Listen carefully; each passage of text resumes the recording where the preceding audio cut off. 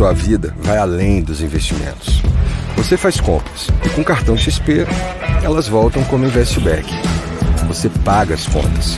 Por isso a XP tem conta digital. E no exterior, conta global. Você pensa no futuro da sua família. E com o seguro XP protege o seu legado. É por isso que a XP não é só investimentos. Quem investe, escolhe XP. O impossível é só o começo. É isso, Dani! Então, seja bem-vinda de volta aqui na nossa ilustre transmissão. E, Dani, para a edição de hoje, eu gostaria de estressar com você duas situações para a nossa audiência que está, seja no Bitfoot ou no Bitcoin propriamente dito. Que é o que, Dani? O quanto conflitos geopolíticos oscilam o preço. Então eu lembro que Rússia e Ucrânia, o Putin estava vendendo petróleo, se não me engano, só com Bitcoin. Aquele momento foi muito estressante, o Bitcoin subiu para caramba, depois desceu para caramba, fez toda aquela montanha russa. Então, dentro desse cenário, né, a gente tem hoje intensificações de conflitos pelo mundo afora e o dólar é o principal destaque com o petróleo.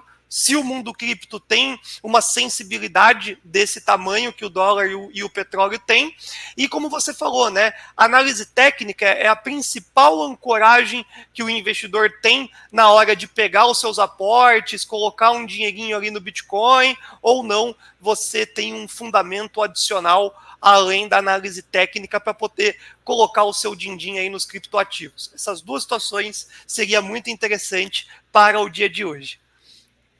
Perfeito, vamos começar na primeira pergunta. Sim, tem.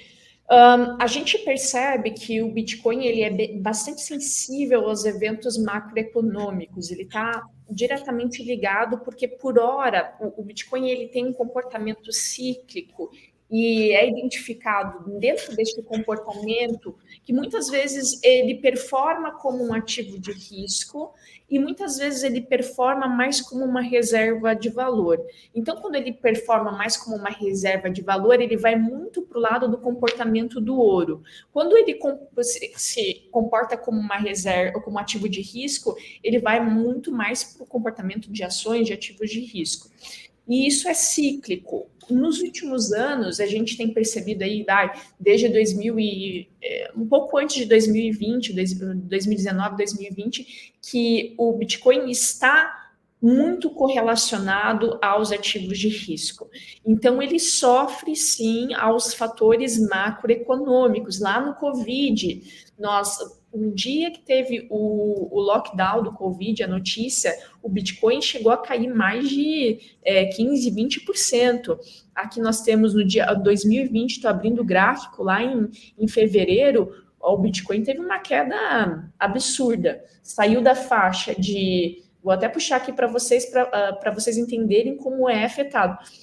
Estava $8 mil aproximadamente ali no dia 15 de fevereiro, e foi parar, depois com a notícia do lockdown, em 3.800. Imagina, você tem mais de $8 mil, vai parar em 3.500. Então, nós precisamos entender quem está no mercado, quem está manejando seus ativos, ali fazendo o gerenciamento da sua carteira, até acompanhando aqui as lives, vai conseguir entender com o Gui, com a Ariane, a correlação macroeconômica. Isso às vezes não é tão simples, principalmente para quem não é trader, para quem não é economista, entender as correlações, os índices macros e essa correlação. Mas já posso adiantar, o mercado cripto está correlacionado aos aspectos macroeconômicos. Inclusive, nós, após o último atentado do Irã a Israel, o Bitcoin teve uma queda aí, caiu mais de em torno de 2%. Agora, no semanal, nós estamos vendo aqui, se eu pegar a régua, que eu não estou com a régua para medir o semanal do Bitcoin, a gente está tendo uma queda aí, essa semana de 7,55%. Tá? Então, 7,55%. E o mercado cripto está no movimento de lateralização de sazonalidade desde março, onde ele teve sua alta histórica lá em 73 mil e teve uma queda lá em 49 mil, 50 mil dólares. Então, desde março, nós estamos vendo um movimento muito ruim, o mercado está bem ruim de operar, não tem liquidez, e agora a gente espera que para o próximo trimestre tenha uma melhora. Só fazendo um adendo ali, antes de responder a próxima pergunta, é que em setembro, historicamente, quem investe em Bitcoin e em criptomoedas, pode colocar assim, ó, Bitcoin retorno mensal. Vocês vão ver que em setembro, desde 2013, este mês de 2024 foi o melhor mês com performance. E qual foi a performance mensal do Bitcoin em setembro? Foi 7,57% de performance positiva. Então, historicamente, o mês de setembro tende a ser muito negativo. Agora, historicamente, o mês de outubro, novembro e dezembro tende a ser positivo. Aí, ó, por exemplo, outubro com uma máxima valorização aí de 47% lá em 2017. Outubro, o Bitcoin performou 47% positivamente. Em outubro de 2017, outubro de 2021, Bitcoin performou positivamente 39%. Em outubro de 2023, o Bitcoin performou positivamente 28%. Então, assim, de modo geral, tende a ser o mês positivo, um trimestre positivo agora para o mercado de ativos digitais, mas é claro que isso, por exemplo, envolve também aspectos macroeconômicos, como o Banco Central aí, as taxas de juros. A China também anunciou um pacote de estímulos, isso tudo interfere. A adoção de políticas globais de flexibilização monetária também, agora para o próximo trimestre, tudo isso vai influenciar no preço das moedas, dos ativos digitais. Essa é a primeira pergunta. Sensacional. Então, o macro ele vai impactar direto e reto o Bitcoin, o dólar, o petróleo, pessoal, tudo que tem variável, né? Tudo que recebe fluxo para poder fazer o seu devido comportamento de preço, é necessário estar acompanhando o macro. Por isso que é tão importante, né? Além da droguinha propriamente dita, né? Quero comprar, quero vender, quero comprar, quero vender, ouvir todo o desenho macro com a Agri, com o Bruno, são duas pessoas que trazem aí com uma excelência muito grande as perspectivas de mercado. E aí, Dani, na hora de fazer uma tomada de decisão, né, eu já ouvi muito a respeito aí de como iniciar os seus investimentos em Bitcoin. Muita gente defende a tese, né, a ideia de aportar mensalmente independente do preço, assim como também eu já ouço muito a parte técnica, né, o suporte eu compro, resistência eu talvez faça uma parcial ou não, continuo acumulando em busca de ganhos ao longo do tempo.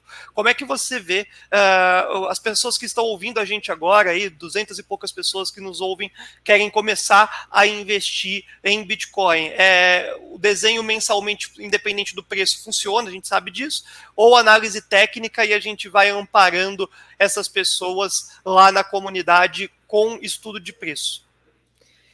Bom, quem está começando no mercado, apesar de ser trader, e eu sei que aqui tem uma galera que é trader raiz e acompanha o guia área aqui, eu acho que seria interessante fazer as compras, reservar uma quantia, um valor, 5% da sua carteira, que seja, dependendo da sua aversão ao risco, e ir fazendo as compras gradualmente, ou seja, fazer a média de dólar, DCA.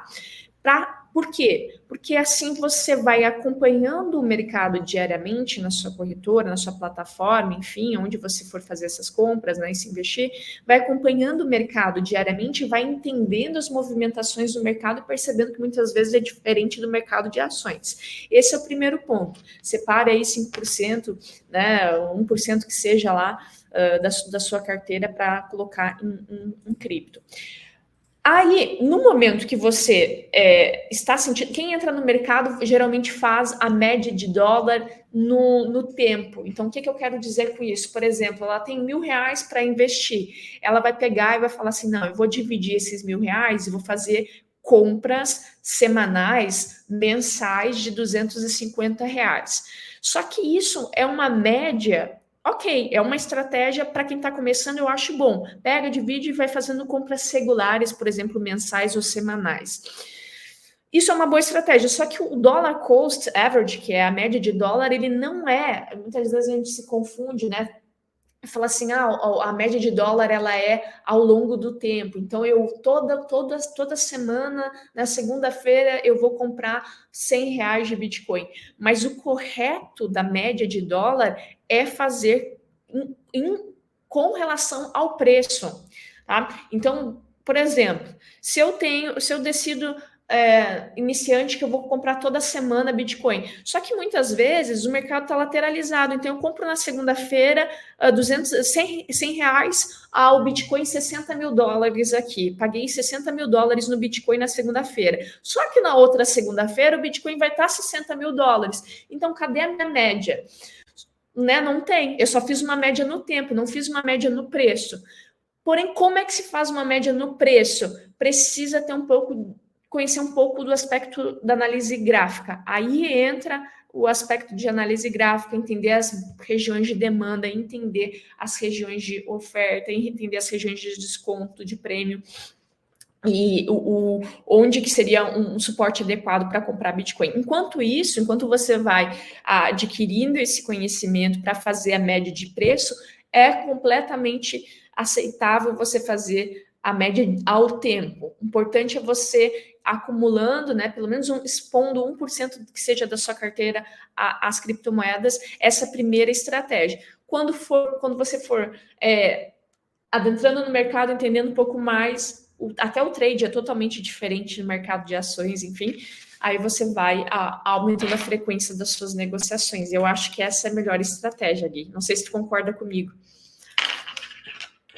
Concordo plenamente. Inclusive, deixa eu ver o que chegou aqui do Fabião. Eu acho que deve ser, preço médio para buy and hold é bastante utilizado, mas mais eficaz para longo prazo.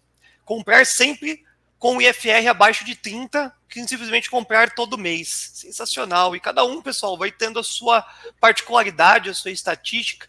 A Dani fez um conteúdo sensacional, é uma minissérie para você iniciar em um entendimento sobre os criptoativos, e vale muito, né? O mercado acaba sendo, em resumo, preço, né? O barato e caro.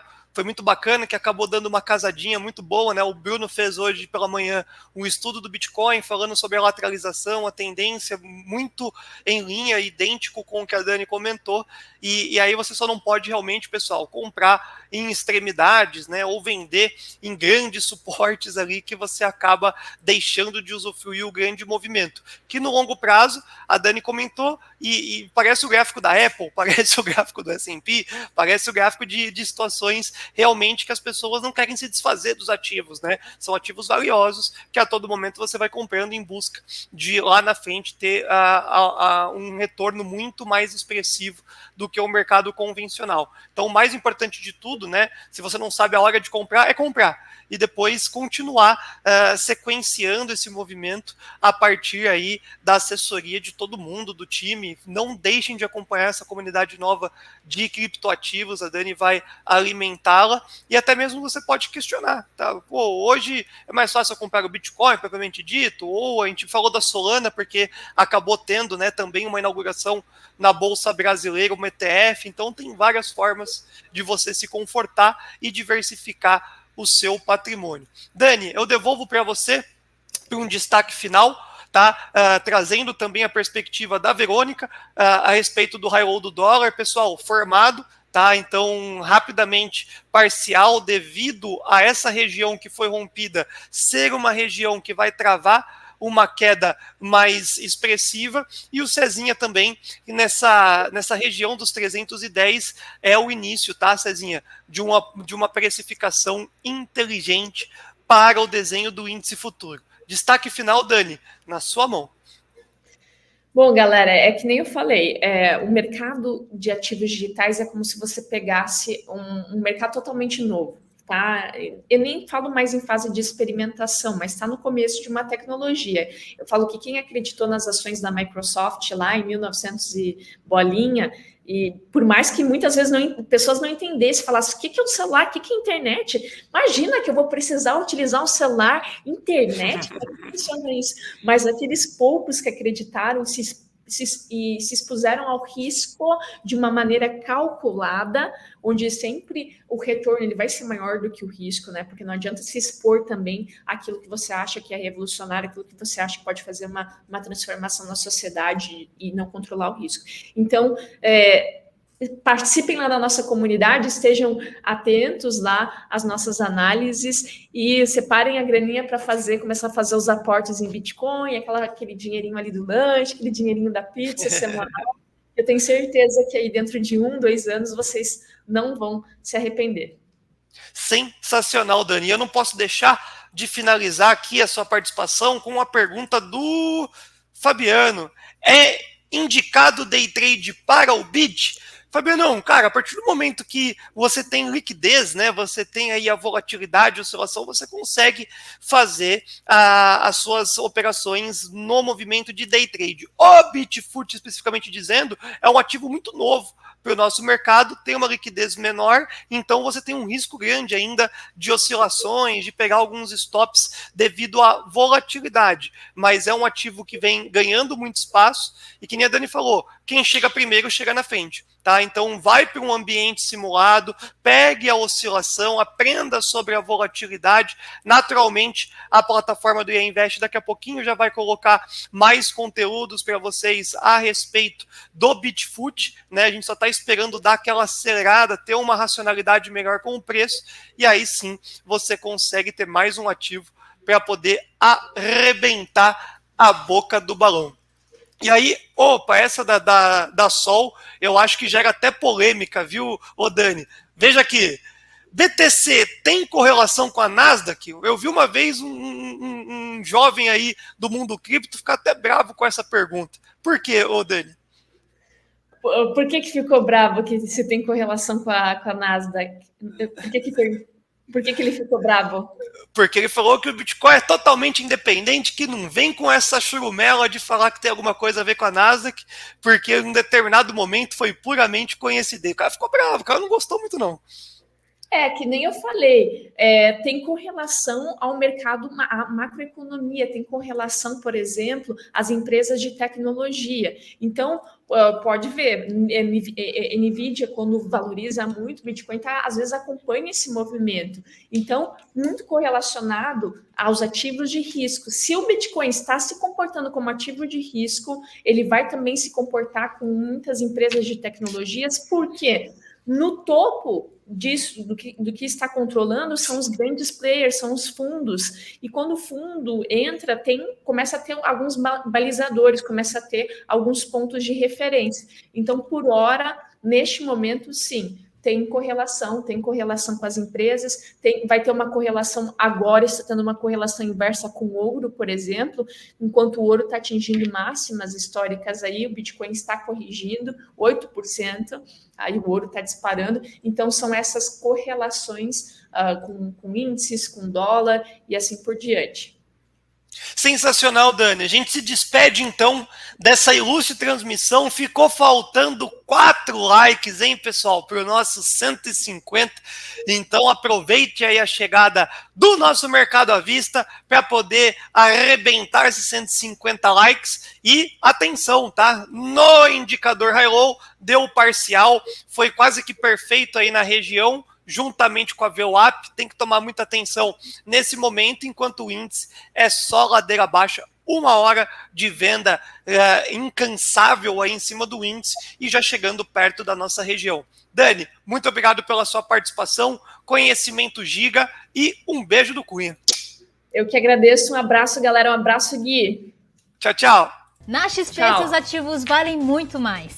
E o melhor, aceitamos ativos que nem mesmo a B3 aceita como garantia. Você pode utilizar os seus ativos em carteira para se alavancar no day trade ou até mesmo manter os seus ativos de um dia para o outro no swing trade. Tudo isso com uma exigência de garantia muito menor do que da própria B3.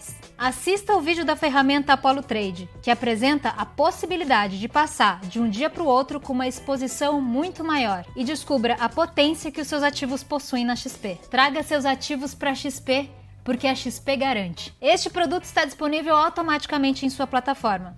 Caso haja alguma dúvida, entre em contato com o seu assessor ou através dos nossos canais de atendimento.